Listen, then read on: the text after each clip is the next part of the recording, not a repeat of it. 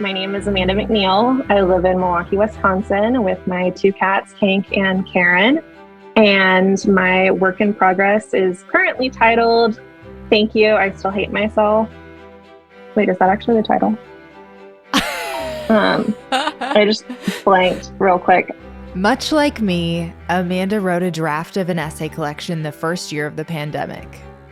And then I just sat on it. And I think that actually ended up being really good because now the material has some distance. So when I read it, I kind of forget that I wrote a lot of it. It feels like a different person wrote it. So I can really be more objective with myself and be like, well, this is boring, or I'm just less attached to the material.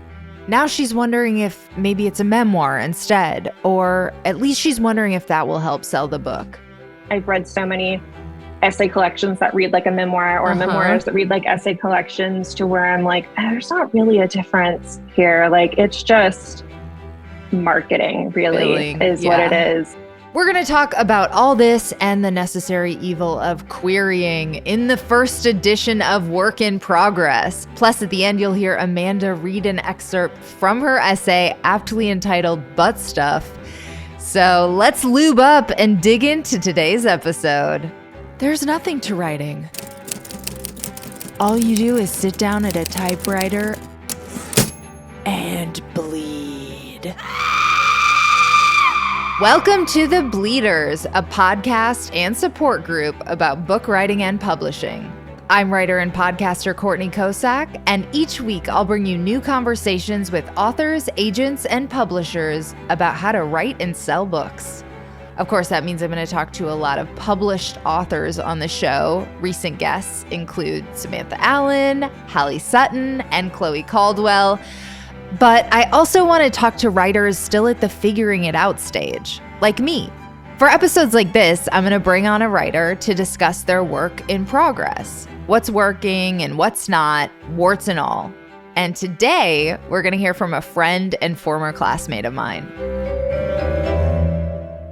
My name is Amanda McNeil.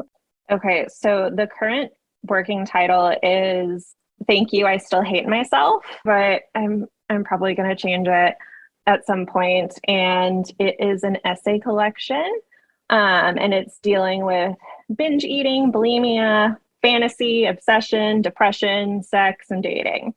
And before we get too much deeper, we should bring everybody into the fold. So we have known each other sort of for 10 years or ish. Yeah. 8 or 6. I don't know. When was 2015? In pandemic years, well, the 1 year we spent in Chloe's class was at least 6 years. Right. So it was a dog year of writing years. Yeah. But no, of all the people that I've known through workshops and classes and stuff like that, I feel like over the years, we've actually taken 2 or 3 of these classes together. The online classes, it's not like you see each other's faces all the time, except we did through Chloe's class, and the fact that it was a year and we read each other's most intimate shit for right. Well, I mean, 4 times. Previous to 2020, there was no Zooming in those classes. It was all on a message board, basically. Right. Totally. So we took Catapult's 12-month essay generator together basically all of 2020. We had just started 6 weeks before the lockdowns kicked in. So it was a really grounding force for all of us in the class. And since we didn't have a lot going on outside of work, we took it pretty seriously. Okay, back to your essay collection. So how long has this been a work in progress, and what's the evolution of it? I mean, some of the essays I've been working on since 2015, but I think it really came together and took shape and became an actual collection definitely in 2020 when we were in our class together.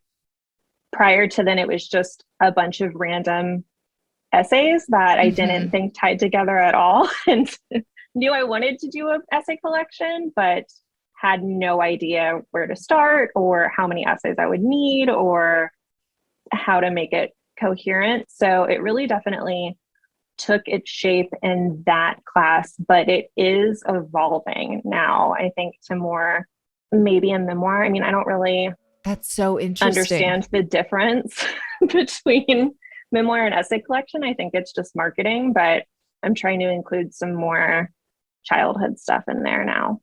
Nice. So that's interesting because I emailed Caroline and she's also evolving in that direction. And honestly, it's something I've thought of as well. So I feel like definitely we're probably going to see some memoirs from that class when it's all said and done. I think so too. I mean, I think from what I've heard, at least they're easier to sell. Uh-huh. Which I think is just, I think it's because if you talk to someone on the street who's not really into reading and reading personal essays, when they hear essay, they think of like the homework and or like boring scientific periodicals. They don't realize that that's it's a good point. like a short story or like basically the real life version of a short story. And so I think that for the typical person, when they see essay collection on the shelf, they're like, that's going to be boring. I don't want to read that. But you hear memoir and you know what that is. Celebrities do them. You're more familiar with that. So I think that's why like in a Barnes and Noble, they sell better than essay collections do if you don't know what an essay collection is. That's a really good point. But the irony is, as a writer, like I feel like I'm more drawn to an Same essay here. collection than a memoir. Yeah. And I always think they're in the same bucket. I mean, I've read so many essay collections that read like a memoir or memoirs that read like essay collections to where I'm like, there's not really a difference here. Like it's just marketing really is what it is. And like, yeah, unless it's, you know, an essay collection that focuses on like pop culture or like certain things like that, then I'm like, okay, that makes it different. That's harder to put a memoir spin on it. But other than that, I'm like, it's the same shit. Like, it's like calling some novels women's fiction. Like it's fiction. It's the same thing. This is like just a way to market it differently. Totally. So bring me up to speed. So in our class, we wound up all doing basically like 3 or 4 iterations of the draft over the course of a year and then landed somewhere around over 100 pages, 150 in some case, you know, that kind of range. So where did you land at that point? And then what has happened since I've last read you? So I landed with some essays that were pretty close to done, some that were halfway done and still needed like a big chunk to be written. And then just a shit ton of feedback from a lot of people to think about and really marinate in. And then I sat on my collection for all of 2021. Same. I didn't look at it. I didn't open it. And I intended to. I initially was like, okay, I'm going to take off until the summer and then I'm going to dive into it because I really wanted to postpone querying as much as possible because so much of that is just waiting, which I hate. Like I love writing, but I hate the process of publishing because it's just waiting and then rejection for the most part. So I really wanted to postpone that. And then just shit happened. Last year was just a crazy year for myself and my family. So I didn't touch you it. did have a crazy year. Yeah. And so I just sat on it. And I think that actually ended up being really good because now the material has some distance. So when I read it, I kind of forget that like I wrote a lot of it. It feels like a different person wrote it. So I can really be more objective with myself and be like, well, this is boring, or like, I'm just less attached to the material and I'm able to have a more critical eye, I think, towards it. So when you did like go back to it and you are now reading these as new words, are you falling in love with certain pieces of it and leaning into other parts that you didn't think before, or like what's kind of happening right now? Yeah, I'm starting to see where more gaps are, where more things I want to fill in. You know, obviously it's been almost a year and a half now since I was really in the midst of writing it. And so I feel differently about some things, which Chloe had told us, you know, she was like, throughout this process, you're going to be like, if this book gets published and when it comes out, you'll probably be like 3 to 4 years away from the book. And so it's just a weird feeling. And I'm already starting to see that a little bit. And then, of course, some of this shit that's happened has changed, or like there's a different ending to that story, or I have more perspective. And then things that I also wanted to write about, like I really wanted to write about doomsday preppers, specifically the television show. I'm preparing my family for the total destruction of the power grid. A devastating earthquake. A series of catastrophic terrorist attacks. Supervolcano. Under a doomsday scenario, I'll be the only one standing there who has another 100 pounds to lose. 700 cans. 241 pounds of cucumbers. We have weapons for every individual in the house. This is the lifestyle that we live. Let's go. We're bugging out. A brand new series, Doomsday Preppers, on National Geographic Channel. And then also like the Olsen twins during that class, but then I just didn't have the time. So there's a couple of essays that I really want to put in there that I think tie into it, especially like, I don't know, I got really obsessed with that show and people wanting to survive when I struggle with depression, where I'm like, I'm ready to die on any Tuesday. So like, I don't understand how you are prepping in a world without air conditioning. Like, why would you want to survive that? Like, that's insane. So like, just different things that I'm interested in that I think could tie into this premise and the overall vibe of the book. That's also made me more excited to work on the book more because I mean, writing new stuff is always a little bit more exciting than like having to figure out an essay that's not working because it doesn't have any problems yet. You know, like it's a baby and you are just not even really thinking about how is this going to work? Is the structure fucked up? Do I need to cut half of this? You're just like shitting it out onto the page. Yeah, well, I do find this last leg, I don't even know if you can call it last leg before setting it up somewhere and going through that whole publishing process. It is its own beast. And like, it does take a lot of, I mean, I sat on my collection too for like basically this whole year. And now I'm like, okay, it's go time. But like, I don't know. It's like figuring out the intricacies are a little more overwhelming than you would think. Totally. And I have just habitually, I'm one of those people that like gets really excited about something and biting off way more than I can chew. And then I hyper focus on it. I'm really excited. And then I like burn myself out. And then I'm like, I just want to fucking be done. Is it done yet? And like kind of rush towards the end because I just want it to be completed. And it's something that I've done since I was a kid. And you don't want to do that when you're planning to publish something because then it's going to be shitty. So I try and get comfortable being uncomfortable with that process and just knowing that I have to be more patient with myself. And I can't just like send an email to someone being like, well, this is what I have. Yeah. Help me figure it out. Let me know if you want to buy this book. Thanks. Are you querying these days? No. And like, when do you have a goal for yourself? Like, what are your next steps? My goal is by July to be querying, which I really don't want to do. I really am dreading it. I mean, I think that from all of my friends who've published books and just like hearing from other writers, publishing is the dumbest industry. And it just like doesn't logically make a lot of sense, like as a business, the way it's set up and how like money decisions are made. It just is, seems really frustrating. And again, I don't like waiting, especially waiting for emails that are usually, I mean, you have to get so many rejections before you get a yes. And I'd rather not do that, but I do want my book to be published and I want to work with the best people that I can. We're excited to work on it. And usually those people, you have to play the game to get to the end goal. Okay. So if there are any publishers listening. Yeah, hearing this, they're going to be like, I'm really excited to work with this bitch. She sounds professional and really excited about this essay collection. They're like, she's speaking my mind. They're like, her passion for the publishing industry is just so palpable and I can't wait. Listen, you know the flaws in your own industry. I feel like we all do.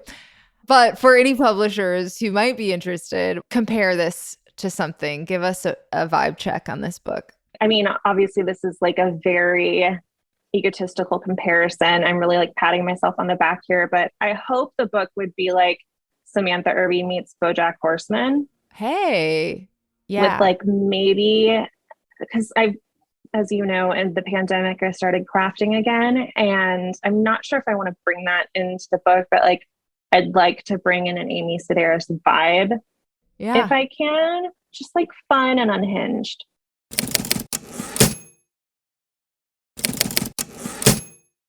Here's Amanda McNeil reading an excerpt of Butt Stuff from her work in progress, Thank You, I Still Hate Myself.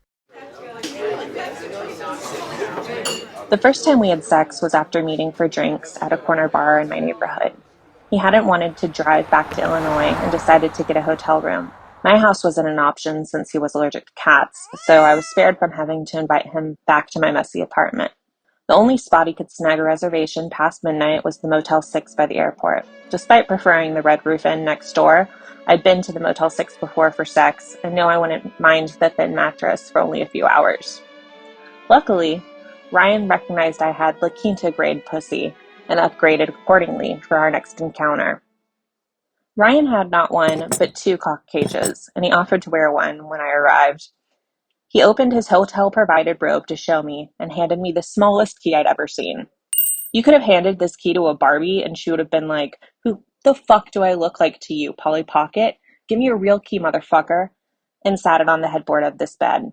I was terrified we'd lose it and have to find a welder to extract him from the prison. I was worried we'd wait too long and he'd have to get his dick amputated, and it would be all my fault because I lost such a tiny key. Ryan's dick was crammed up real tight in his cage. The whole thing was pink and spilling forth between the metal bars. I kept looking at his penis and just thinking, engorged, engorged, engorged. After 2 hours in the car, I had to pee immediately. I couldn't wait or hold it in for sex. Peeing also provided the perfect excuse to get away and collect my thoughts about his metal-clad wiener. As I opened the door, he mentioned I could have peed on him immediately, but I was already overwhelmed. I was sure if I tried to pee on him, I still wouldn't be able to, and instead my bladder would implode on itself and I'd die. I teased him for a little bit by licking his puffy penis through his iron prison, hoping I looked calm, sexy, and like I had any idea I knew what I was doing, before springing him from the cock clink. Ryan got on all fours and suggested I try fingering his asshole, so I could get a better feeling for penetration. Put some lube on your fingers and slip one into my ass. Add another when you think I'm ready for more. It wasn't long before he was ready for my whole hand. I have smaller hands and my wrists are some of the only slender body parts, but my mouth hung open at how easily it all got shoved up there.